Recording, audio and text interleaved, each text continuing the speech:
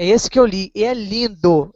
Olha, mas é lindo, é uma coisa assim que eu nunca vi na minha vida, sabe? É o Espírito Santo testificando no nosso coração mesmo, gente, porque o que eu tenho pedido ao Criador para me mostrar a verdade, e que eu creio que os irmãos aqui também com certeza pedem isso, mas quando eu li esse livro, eu chorei de conhecer, como se fosse assim, apresentado pela primeira vista, assim, o pai e a criatura, o Criador e a criatura, né? É muito lindo, É, muito lindo. um livro que eu recomendo para que vocês corram atrás, tem PDF dele na internet para todo mundo, só que são mais de 1.600 páginas. É o livro de Flávio Joséfos. Uhum. Leiam o livro de Flávio Joséfos, é um excelente livro. Excelente, cara. Ele vem contando tudo, desde o Gênesis até o Império Romano. E ele não foge da escritura. Ele fala até de Cristo, ele é um judeu que fala até de Cristo, da morte de Cristo. Uhum. Entendeu? Então, aí por que um livro desse fantástico, por exemplo, não está dentro da Bíblia? Porque ninguém disse que pode? Porque, não, isso é um livro histórico. Brincadeira, né? A Bíblia é um livro histórico para mim também. É. Por que Flávio Joséfos não pode ser um livro também para mim? Tudo que aquilo que acrescenta a nossa fé no Criador já é válido, né, Madinha? O negócio é você realmente ter o Espírito Santo para discernir, porque tem gente que sai do sistema religioso, sai lendo um monte de porcaria, enchendo a cabeça igual camarão, né? Fica um monte de coisa na cabeça e não sabe discernir. E quando a gente fala sobre isso, eles pensam que a gente é que tem isso na cabeça. Aqui, Né? eu estou ouvindo a conversa de vocês e eu acho assim, os livros que estão fora da Bíblia, vocês estão me ouvindo? Sim, Estamos. sim.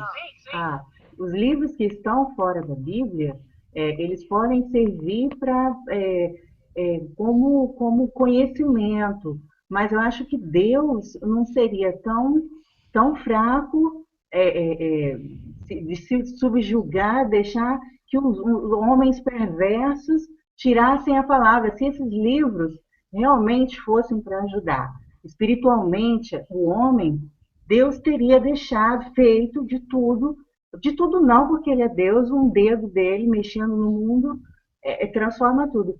Mas ele teria feito esses livros entrarem na Bíblia.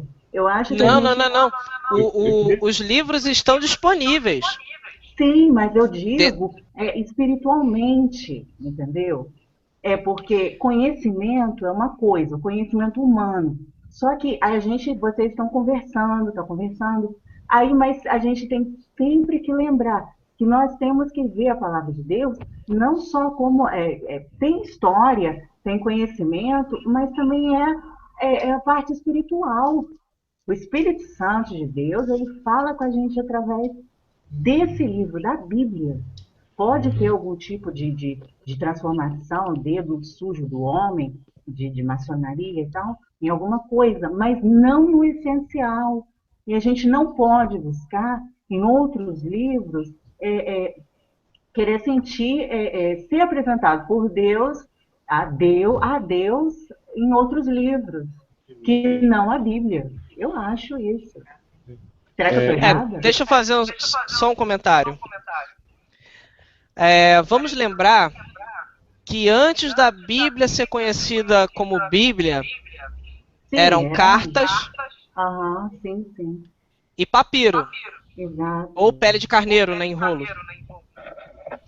Então, da mesma forma que os considerados apócrifos são separados em diversos livros, a nossa conhecida Bíblia de hoje eram separadas em diversas cartas, papiros e pele de carneiro.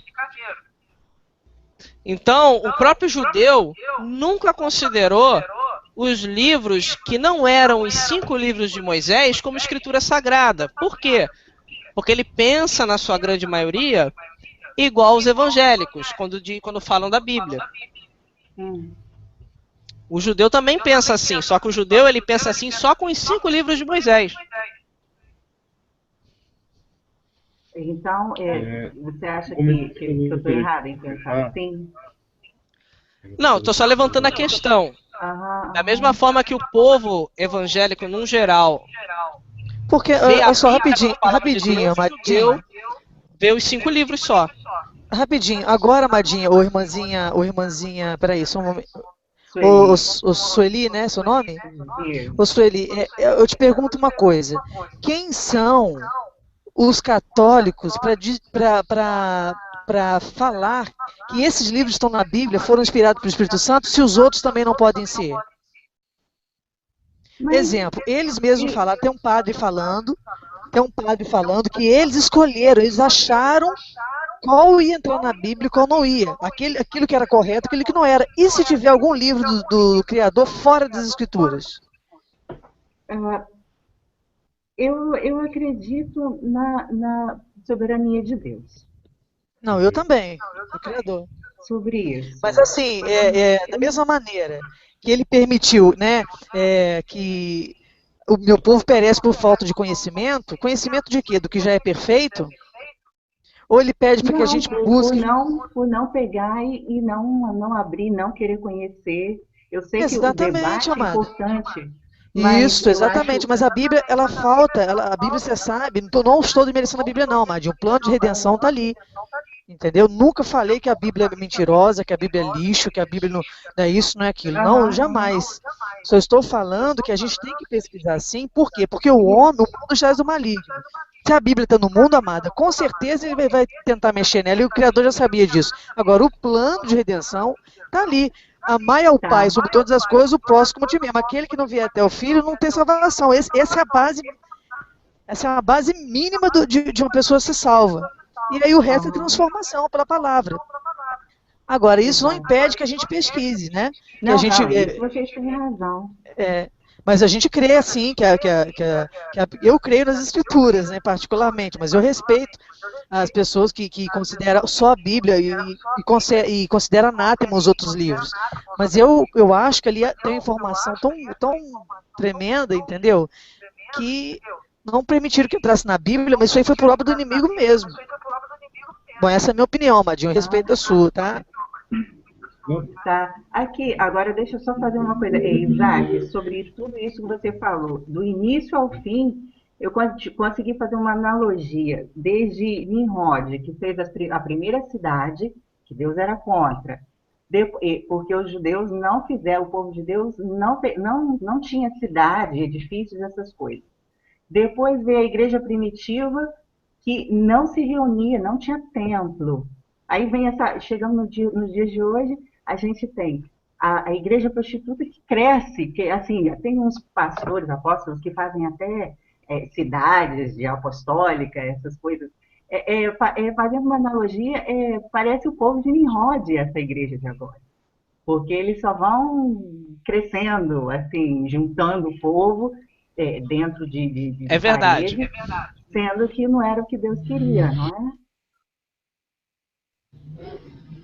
Uma pergunta que eu gostaria de fazer ao irmão Isaac, se ele puder responder. Irmão Isaac, o que você acha a respeito falando já nesse assunto de traduções, o que o irmão acha sobre as traduções dos nomes, mencionando especificamente o nome do Pai e o nome do Salvador, do Messias? A minha visão está em cima do contexto, tá? Tem uma passagem que ela explica muito bem isso. Um pouco de fermento leveda toda a massa. O que eu quero dizer com isso? O que importa... Vamos dar um exemplo. Uma vez eu numa palestra com o Pedrosa, eu falei isso e eu vou repetir. Se o nome de Jesus, ou Yeshua, né, como os judeus, né, conhecem, porque esse é o nome em hebraico mesmo, tá? Fosse X, por exemplo, e o conceito em torno desse nome X estivesse errado, a salvação não seria possível. Agora, se fosse X e o conceito em torno desse nome X estivesse 100% correto, como o Criador passou para todos nós, não importa se é Yeshua, não importa se é Jesus. Se esse X estiver com o conceito correto, a salvação é possível. É a minha visão. Não, eu vou dar um outro exemplo. Se eu não me engano, Yeshua no hebraico a tradução é Ele salva. Josué, que seria, se eu não me engano, Yehoshua ou algo parecido com isso, significa, um futuro, né? Representa futuro. Acho que fica como ele salvará, se eu não me engano. O que eu quero dizer com isso? O que importa não é a pronúncia correta do nome. É o significado, o contexto que está por trás daquele nome. O contexto é que tem que estar correto. As pessoas elas se prendem muito na pronúncia. E não é a pronúncia, é o conhecimento correto que salva. Conhecereis a verdade vos libertará. Não é conhecereis a pronúncia de um nome correto e a pronúncia desse nome correto vai te libertar. Não é isso que está falando. Então, para mim, pouco importa se a pessoa chama de Jesus, mesmo que isso tenha um histórico ruim, né, em cima de deuses gregos, pagãos antigos, ou se a pessoa chama de Yeshua, mas se o conceito estiver correto, aquela pessoa está com o conhecimento correto de Deus com ela. Agora, se o conhecimento estiver errado, na minha visão, ela pode pronunciar até o nome correto, ela não sobe. Ela não vai entender quem é Deus. Ô, irmão Isaac, você falou uma coisa aí interessante. Você falou sobre o negócio de cultura grega, né, que esse nome é grego, vem de lá, negócio de pagão. Deixa eu só te fazer uma pergunta. Você falou o negócio do sol aí, né, da cultura do sol, que ele caiu? Ah, não, tá aqui. Sobre o negócio do sol, que a Igreja Católica, se você parar para pensar, isso aí eu estou falando da mãe, tá? Eu estou falando da mãe e da origem que a gente tem hoje, né? Quando eles desenham Jesus lá nas telas deles lá, eles fazem uma auréola, né? Aquilo representando o sol na cabeça. Sim, eu sei.